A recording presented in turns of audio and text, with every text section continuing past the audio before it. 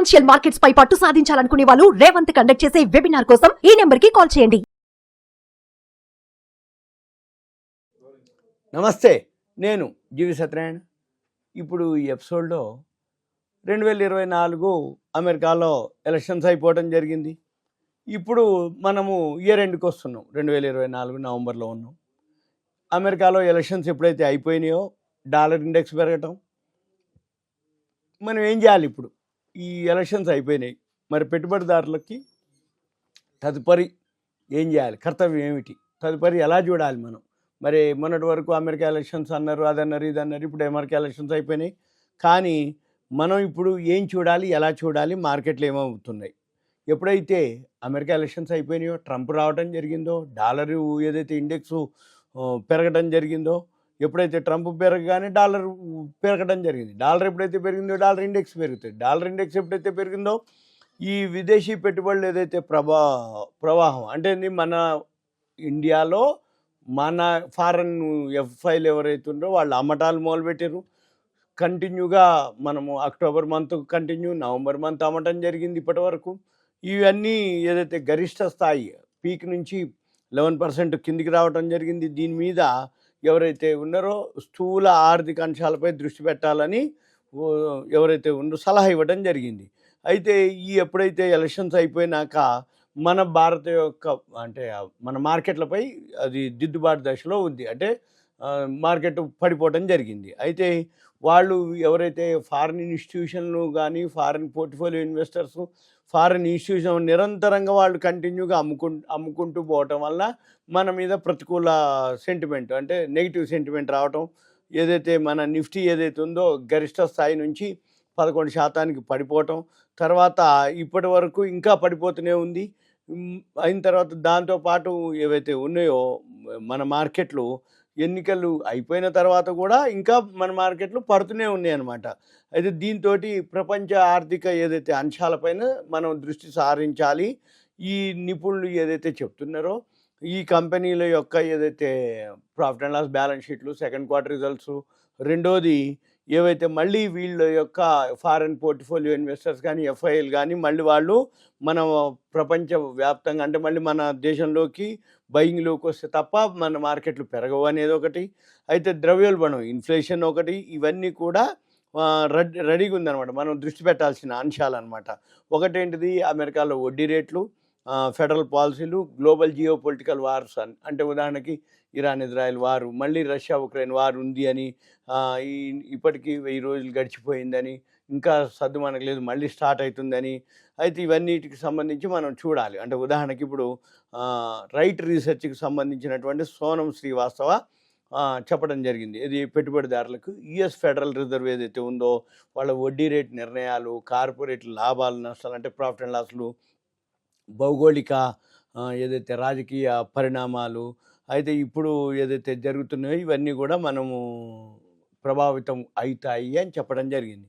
అయితే రెలిగేర్ బ్రోకింగ్ నుంచి రవి సింగ్ కూడా ఆయన అనడం ఏంటంటే యుఎస్ ఎన్నికల వలన మిగిలిన ఫైనాన్షియల్ ఇయర్ ఏదైతే ఉందో దాని మీద దృష్టి పెట్టాలి అనేది, తర్వాత వడ్డీ రేట్ల గురించి కానీ ఏదైతే ఫైనాన్స్కి సంబంధించిన కానీ వాటి మీద ఎక్కువ శాతం ఉంటుందని, తర్వాత చైనాలో ఇన్ఫ్లేషన్ ఏదైతే ఉందో అక్కడ ఎకానమీ ఏదైతే ఉందో అక్కడ చాయిస్ బ్రోకింగ్ కంపెనీ జతిన్ కైతవాలా పిల్ ఫెడరల్ రిజర్వ్ అనమాట. అంటే అతను ఫెడరల్ రిజర్వ్ ఆర్బీఐతో సహా ఏదైతే ఊహించిన అంటే ఇన్ఫ్లేషన్, ద్రవ్యోల్బణం డేటా మరియు కీలకమైనటువంటి సెంట్రల్ బ్యాంకు సమావేశాలు ఉన్నాయి రాబోయే రోజుల్లో. దాంతో మన స్థూల ఆర్థిక సంఘటనలపై దృష్టి పెట్టాలి అనేది ఆయన నొక్కి చెప్పడం జరిగింది. అయిన తర్వాత ఆర్బీఐ ఏదైతే ఉందో 25 పాయింట్లు వడ్డీని తగ్గించడం, చైనా ఆర్థిక వ్యవస్థ పరిణామాలతో కలిసి మార్కెట్ ఎలా ఉండబోతుంది అని చెప్పడం జరిగింది.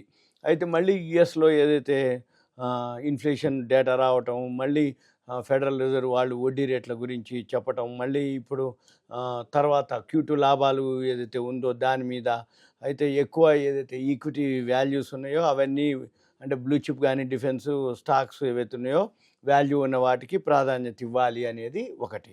అయిన తర్వాత మళ్ళీ ఎప్పుడైతే డొనాల్డ్ ట్రంప్ వచ్చిండో ఆయన ఏం చేస్తాడు అనేది అంటే అప్పుడు ఆటోమేటిక్గా డాలర్ బలపడటం జరిగింది. కాబట్టి మార్కెట్ మీద మరి అటువంటి అస్థిరత ఎలా ఉంటుంది అనేది 2025లో రేపు రాబోయే అంటే రక్షిత విధానాలకు సంబంధించిన అంటే ఆ పరిధిపై పెట్టుబడిదారులు దృష్టి పెట్టాలి అనేది ఒకటి.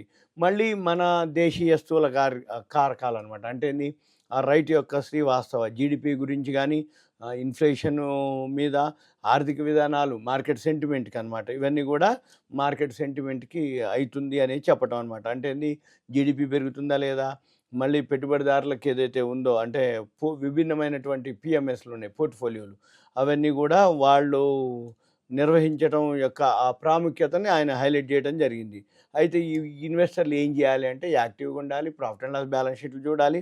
ఎప్పుడైతే మార్కెట్ని బట్టి, పరిస్థితులను బట్టి వాళ్ళు కూడా వాళ్ళ యొక్క వ్యూహాల్ని సర్దుబాటు చేసుకోవడానికి రెడీగా ఉండాలని చెప్పడం జరిగింది. అయితే ఈ అంతకుముందు పూర్వార్ధ పిఎంఎస్, పోర్ట్ఫోలియో మేనేజ్మెంట్ సర్వీసెస్ యొక్క బఫ్నా అంటే ఆయన మాట్లాడుతూ ఆర్బీఐ రేట్లు తగ్గింపు ఉంది, నెక్స్ట్ మనకి డిసెంబర్ 1st వీక్లో ఉంటుంది. రాబోయే పాలసీ మనకి చాలా కీలకమైంది అనేది, క్లిష్టమైంది. మళ్ళీ మన రూపాయి కంటిన్యూగా పడిపోతుంది, ఎందుకంటే డాలర్ ఎప్పుడైతే స్ట్రాంగ్ అవుతుందో రూపాయి వీక్ అయిపోతుంది. అయితే దీన్ని తగ్గించడం కోసం ఆర్బీఐ ఏం ప్రోత్సాహకాలు ఇస్తుంది, ద్రవ్యోల్బణం కట్టడి చేయడానికి ఇవన్నీ ఏమి సహాయపడతాయి అనేది వాళ్ళ యొక్క డిసెంబర్లో ఏదైతే ఉందో దాని మీద బఫ్నా చెప్పడం జరిగింది. అయితే ఈ పాలసీ మార్పులు ఏవైతే ఉన్నాయో లాభ వృద్ధికి, అంటే ఏవైతే కంపెనీలు ఉన్నాయో, అంటే ప్రుడెంట్ ఈక్విటీ చెందినటువంటి అమన్సోని ఈ రాజకీయ పరిణామాలు, మళ్ళీ ఇప్పుడు రేపు బుధవారం 20వ తారీఖు మహారాష్ట్ర ఎలక్షన్స్ ఉండటం, ఇవన్నీ మనం అస్థిరతకి దోహదం చేస్తున్నప్పటికీ మన పని ఏంటిది అంటే కంపెనీ లాభాల్లో ఉందా లేదా దృష్టి పెట్టాలి. తర్వాత విధాన మార్పులు ఉన్నాయా లేవా, పెట్టుబడిదారులు లాంగ్ టర్మ్ పోర్ట్ఫోలియోని మెయింటైన్ చేయాలి. వాళ్ళ యొక్క ప్రాఫిట్ అండ్ లాస్ అంటే ప్రాథమిక విశ్లేషణతకి ఎక్కువ వ్యూహాలు కేటాయించాలి. అయితే ఈ మళ్ళీ పొలిటికల్ సిచ్యువేషన్లు చూడాలి. తర్వాత మార్కెట్ పైన అప్ అండ్ డౌన్లు వాలటాలిటీ ఉంటుంది షార్ట్ టర్మ్లో అనేది ఆయన అనమాట. అయితే బలమైనటువంటి కార్పొరేట్ యొక్క ప్రాఫిట్ అండ్ లాస్ కనుక అవి కనుక ఉంటే మళ్ళీ అవి బాగుంటాయి అనేది అనేది చెప్పటం. మళ్ళీ మనకి ఫిబ్రవరి 1st తారీఖు బడ్జెట్ ఉంది, ఏది 2025 ఫిబ్రవరికి. అయితే దాన్ని బట్టి మళ్ళీ అది హైలైట్ అవుతుంది, ఆ బడ్జెట్కి ఏమేమి పోతాయి, ఎలా ఉంటాయి. అప్పటికల్లా ఈ అనిశ్చితులు ఏవైతే ఉన్నాయో అవన్నీ కూడా లేకుండా బడ్జెట్కి ఏవేవైతే రంగాల్లోకి ప్రభుత్వం అంటుందో అటువంటి రంగాల మీద మనము దృష్టి సారించాలి, వాటి మీద మనము ప్లాన్ చేయాలి, వ్యూహాత్మక విధానాన్ని సూచించాలని ఆయన సింగ్ చెప్పడం జరిగింది. ఏది, రెలిగేర్ బ్రోకింగ్ రవి సింగ్. తర్వాత ఈ ఎమర్జింగ్ మార్కెట్స్ ఏవైతే ట్రేడ్ జీని అనమాట, వాళ్ళ నుంచి అతను త్రినేష్ ఏమంటుండు అంటే పెట్టుబడిదారులు, వడ్డీ రేట్లు, ఈ పెంపుదల, డాలర్ స్ట్రాంగ్ అవ్వటం, ఆర్థిక విధాలపై మనం మార్పులు గుర్తుకు పెట్టుకోవాలి అనేది చెప్పడం జరిగింది. దీంతో భారతదేశం వంటి అభివృద్ధి చెందుతున్నటువంటి ఇప్పుడే ఏవైతే దేశాలు ఉన్నాయో ఈ మూలధన ప్రవాహము, అధిక రుణ ఖర్చులు ఉంటాయి. భారతదేశం యొక్క బలమైన అంటే విదేశీ మారక నిల్వలు మరియు చారిత్రక స్థితిస్థాపకత అంటే బాహ్య షాకులను తట్టుకునేలా చేశాయని. అయితే 2016లో యుఎస్ ఎన్నికలు గుర్తు చేసి ఆ తర్వాత నిఫ్టీ ఒక్క సంవత్సరంలోనే 8,400 నుంచి 10,400 పెరగటం, 2020 కరోనా తర్వాత 12,000 నుంచి 18,000కి పెరగటం, ఇది మార్కెట్ రికవరీ అనమాట. అంటే పెరిగేటప్పుడు అలా ఫాస్ట్గా పెరుగుతుంది అని చెప్పటం. అంటే అప్పుడు పడ్డది కూడా అలానే ఫాస్ట్గా పడిపోయింది ఒకటేసారి కరోనా టైంలో, తర్వాత బాగా రికవరీ అవ్వటం, మళ్ళీ అవి లేకపోవటం, ఆ రేట్లు రాకపోవటం. అయితే ఇవన్నీ కూడా ఎకానమీ స్ట్రాంగ్ అవటం, జీడిపి స్ట్రాంగ్ అవటం, దేశీయ ఆదాయాల మీద వృద్ధి, మనం ప్రపంచ ఏదైతే ఆర్థిక మార్పులు ఉన్నాయో వాటి మీద మనము మార్పు పోకడలు అనమాట, అవన్నీ మనకి నిర్దేశించటం, మళ్ళీ ప్రభుత్వం ఏదైతే వ్యూహాత్మక బడ్జెట్ కార్యక్రమాలు చేయటం, వాటన్నిటితోటి భౌగోళిక రాజకీయ అనిశ్చితులు, ద్రవ్యోల్బణం, ఇవన్నీ కూడా మనకి ఆందోళన అనమాట. ఇవన్నీ కూడా మనం ఏం చేయాలి, వాటిని చూసుకుంటూ మనం అంటే సంభావ్య పాలసీ ఆధారిత మార్కెట్ సర్దుబాట్లకి కూడా మనము గనక సిద్ధమైతే తప్ప మనము బ్లూచిప్ సిద్ధమవుతూ బ్లూచిప్ కంపెనీల మీద మనము దృష్టి పెట్టాలి అని సూచించడం జరిగింది. మన పని ఏంటిదిగా అంటే ఏవైతే సింపుల్గా ప్రాఫిట్ అండ్ లాస్ బ్యాలెన్స్ షీట్లు, Q2 రిజల్ట్స్, రాబోయే రోజుల్లో బడ్జెట్ ఉంది, మనకి 1st వీక్లో మళ్ళీ క్రెడిట్ పాలసీ ఉంది, ఏవైతే రిజల్ట్స్ అన్నీ అయిపోయినాయి, ఎలక్షన్స్ ఉన్నాయి, ఇవన్నీ గమనించాలి.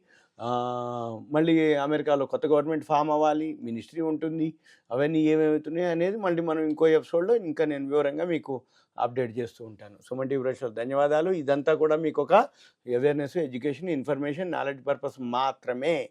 Thank you. సెలవు.